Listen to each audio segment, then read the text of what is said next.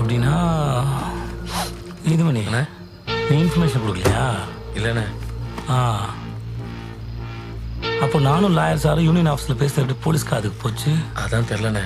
ஆ ஆ, இந்த சினிமாவில் பாட்டு போடுவாப்ல அனிருத், அவன் புதுசாக ஒரு பாட்டு போட்டிருக்கானா, கேட்போமா அதை?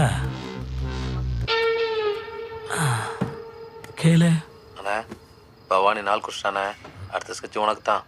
சிறுசில் வச்சு உன்னையும் தூக்கணும்னு முடிவு பண்ணியிருக்கான். என்னடா ரெண்டு பொண்டாட்டிக்காரா? ஏதாவது உன் குரலா இல்லை உனக்கு கூட அவனை மிமிக்ரி பண்ணிட்டானா? கூப்பிட்டியா பவானி? பசங்களுக்கு எல்லாம் கரெக்டாக போதில்லைன்னு பார்த்துக்கோ. 3 வேளையும் சாப்பாடு போதோ இல்லையோ, சரக்கு டோப்பு எல்லாம் நிற்காம போகணும். சரி பவானி, நான் பார்த்துக்கிறேன். இதில் விட்ட நீ எடுத்து கொடுத்த தாலியை நீயே இருக்கலாமாண்ணே? இருப்பா, ரொம்ப எமோஷனல் பேசிட்டவா, நெஞ்சு அடைக்குதுப்பா எனக்கு. இரு.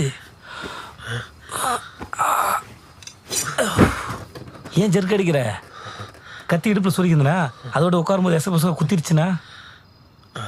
இப்போ நம்ம எதிரி ஒருத்தன் போட்டான், அதனால பவானி போய் சேர்ந்துட்டான்னு சொன்னோட பரவாயில்ல. இடுப்பில் கத்தி சுரி வச்சிருந்தாப்புல, உட்காரும்போது எச குத்திட்டு செத்துறாப்புன்னு சொன்னா கேட்கறது நல்லா இருக்கும் இல்லையா? சாஞ்சி உட்காரு. நான் மரியாதையா அதை நான் ஃபோனில் பேசும்போது ஆமாம் பண்ணுறது, நேரில் அண்ணன் ஒன்றுன்ட்டு என்ன இது? சாஞ்சி உட்கார். அண்ணனோட கடைசி ஆசை எனக்காக செய்ய மாட்டேன்.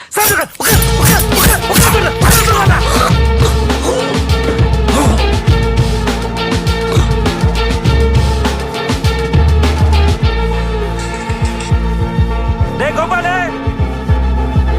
டேய் அண்ணா சொன்னேன். தாஸ்ட்டு சொல்லி 10-15 வயசுல 2 பேரும் சான்றா சொல்லு. சரிண்ணே. போ. அண்ணா, ஆ நம்ம சின்ன ஜெயிலுக்கு இது புதுசாக பாடம் எடுக்க வாத்தியார் பிறந்த பேசிக்கிறாங்கண்ணே.